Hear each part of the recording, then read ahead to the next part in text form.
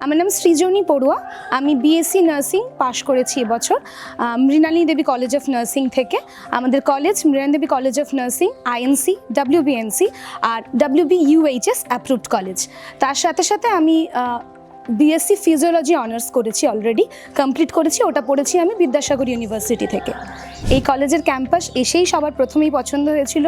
সামনেই আছে রবীন্দ্রনাথ ঠাকুরের মূর্তি, সাথে পুরো সবুজ বনানী, এর মধ্যে পড়াশুনোও খুব ভালো হবে। এই জায়গা ভেবে আমার বাপি মামনি মানে আমার প্যারেন্টসরা এই ইনস্টিটিউট বেছে নিয়েছিলেন। এটাই প্রথম ইনস্টিটিউট যেখানে আমাকে ভর্তি করেছিলেন, আর সেখান থেকে আমি থেকে গেছি। আমরা দেখেছি যে অনেক ব্রাইট স্টুডেন্ট ছিলেন যারা আমাদের মানে বন্ধুরা যদি বলি, তারা ঠিকঠাক কথা বলতে পারেন না, কিন্তু আপনারা যারা কনভোকেশনে আজকে এসেছেন সকলে ভালো কথা বলছেন।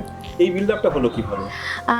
এই বিল্ড আপের পেছনে আমাদের স্যারের অবদান যেমন আছে, মানে আমাদের সমস্ত ম্যানেজমেন্ট স্যারেদের অবদান যেমন আছে, ঠিক তেমনভাবে আমাদের ম্যামেদের অবদানও খুব আছে। অন্য সমস্ত ইনস্টিটিউটে আপনারা দেখে থাকবেন যে ম্যানেজমেন্টদের সাথে বা স্যারেদের সাথে কোনো মানে প্রত্যক্ষ বা পরোক্ষভাবে স্টুডেন্টদের সেরকম কোনো ইন্টারাকশন হয় না।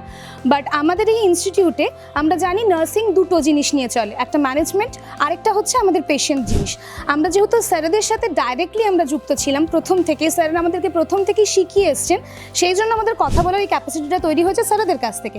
আর ম্যামেদের কাছ থেকে আমাদের তৈরি হয়েছে আমাদের ক্লিনিক্যাল দিক আর পড়াশোনার দিক।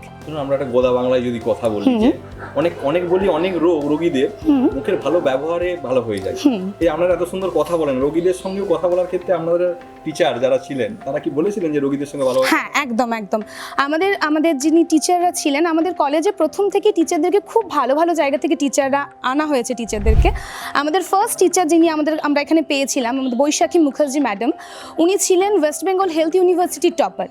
শুধু তাই নয়, ওনাকে ছাড়াও আমরা এখানে আরও অনেক এমন টিচার পেয়েছি যারা খুব ভালো ভালো কলেজ থেকে পাস আউট করে এসেছিলেন। যেমন ক্যালকাটা মেডিকেল কলেজের আমরা টিচারদেরকে পেয়েছি, SSKM-এর টিচারদেরকে পেয়েছি, বর্ধমান মেডিকেল কলেজের টিচারদেরকে পেয়েছি, তার সাথে সাথে অ্যাপোলোর টিচারদেরকে পেয়েছি, RN টাগারের টিচারদেরকে পেয়েছি। ওই সমস্ত টিচারদের কাছ থেকে এইটুকু শিখেছি, প্রথম থেকে ম্যামেরা বলতেন তোমরা যখন পেশেন্টদের কাছে যাবে নিজেদের একটা বড় হাসি মুখ নিয়ে যাবে। আমাদের মধ্যে আজ আমাদের ভাইস প্রিন্সিপাল ম্যাডাম প্রেজেন্ট নেই। ভাইস প্রিন্সিপাল ম্যাডাম সবসময় একটা কথা বলতেন, তোমরা অ্যাডাল্ট লার্নিং নিয়ে পড়াশোনা করো। তোমাদের সাথে সাথে যাদের কাছে তোমরা পেশেন্ট হিসেবে যাচ্ছ, ওদের কাছেও যদি তোমরা মিষ্টি মুখে যাও, একটু হাসি নিয়ে যাও, দেখবে ওরাও তোমাদেরকে ওদের রোগের ব্যাপারে অনেক বেশি করে বলবে, ওরা অনেক স্বাচ্ছন্দ্য বোধ করবে। সেই পন্থাতেই আমরা আজ পর্যন্ত চলে এসেছি।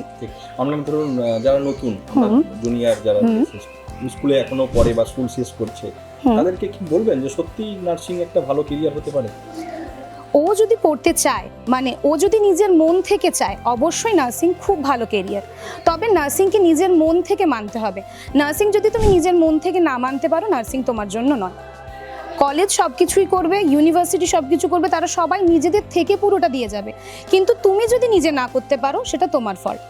ওভারঅল মানুষ হওয়ার জন্য নার্সিং ক্যারিয়ারটা কি খুব ভালো হবে? অবশ্যই, nursing is a noble profession. নার্সিংয়ে যদি কেউ পড়ে, সে অত্যন্ত ভালো মানুষ হয়ে একজন তৈরি হবে মানুষ হিসেবে।